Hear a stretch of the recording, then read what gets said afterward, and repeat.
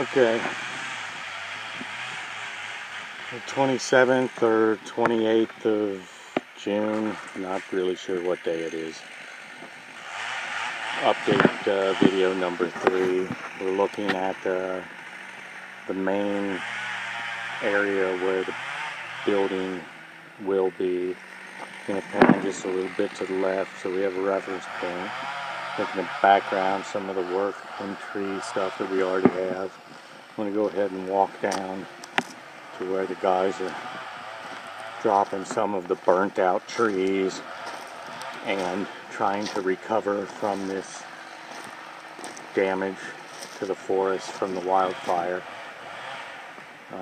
This is some of the area that has been cleared, and what we're doing right now is dropping down all the burnt out trees and underbrush and trying to get kind of a grip on the cleanup and devastation of all these dangerous trees.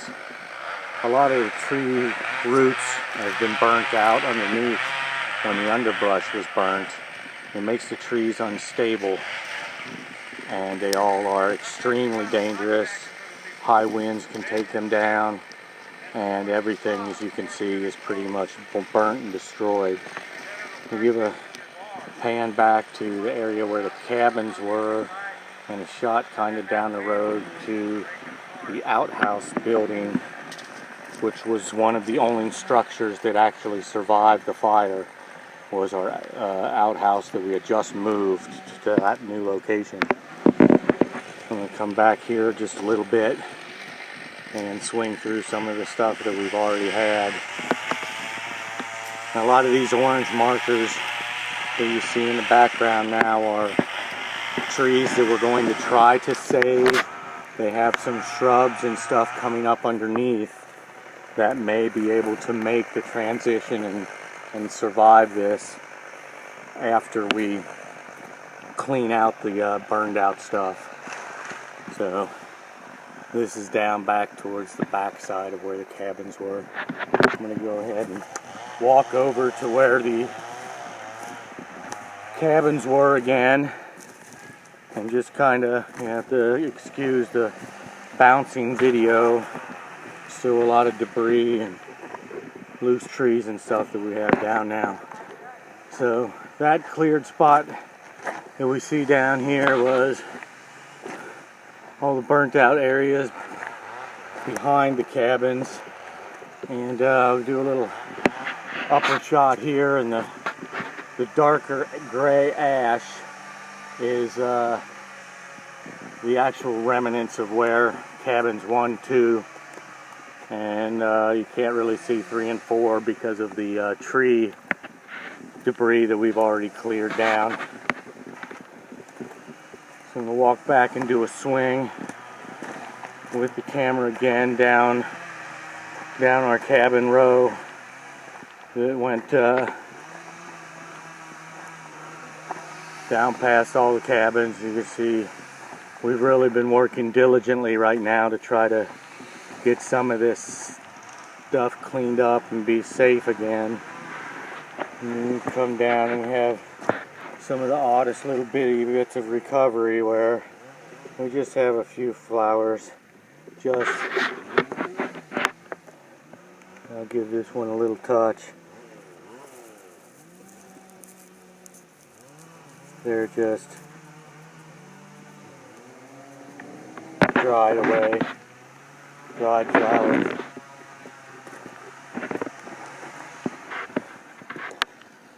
And back down, here's the step to cabin 3. Again, some of the trees marked in the back. Some of them were actually still hot spots as well that they had been putting out earlier this week. Still burning a week later. But now we're back. You can see our iconic standing outhouse. The only structure that survived the fire, really. I'm going to go back behind this. I'll just go ahead and sweep back, pointing north, back up towards the Fairy Grotto and the Firestone, and back into the central circle a little bit. And You can see what's really left in that area right now. We have a lot of cleanup going on. Chainsaws running, trees. We have some fireweeds starting to pop up and come back already, which is a good sign. First growth back.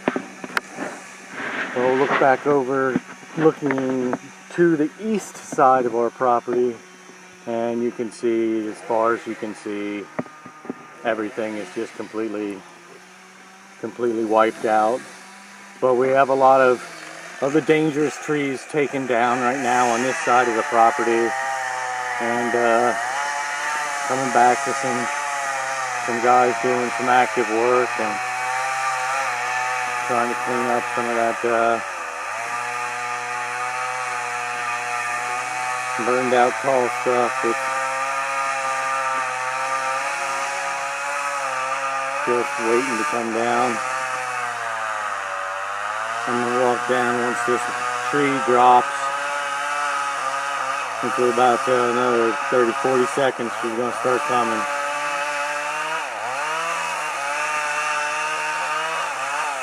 There we go.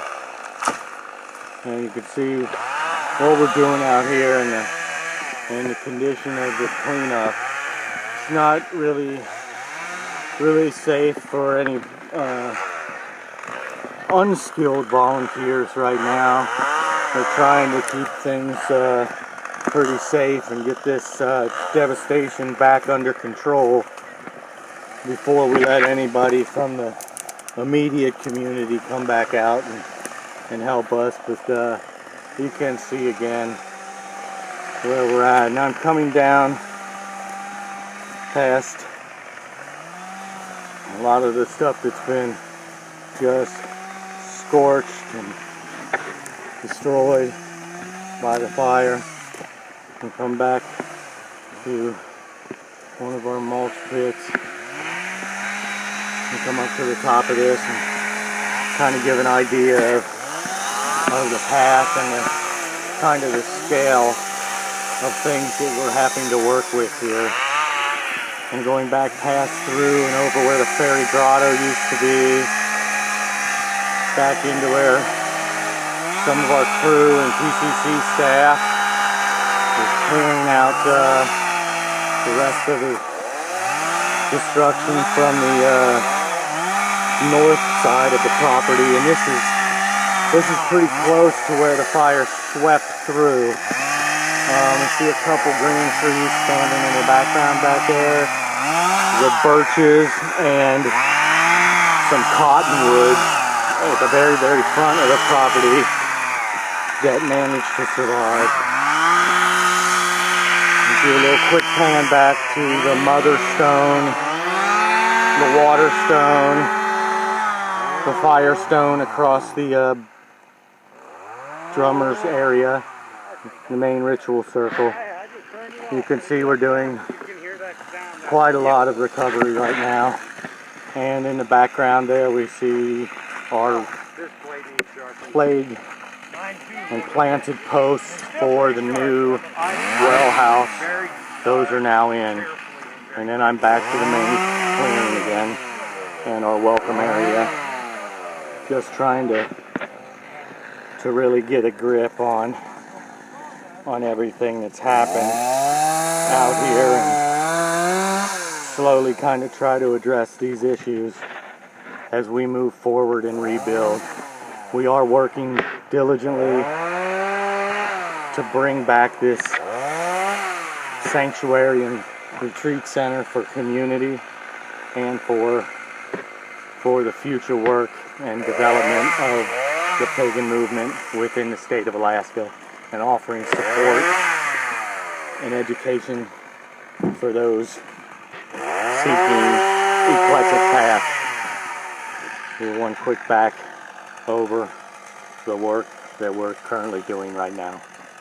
Thank you.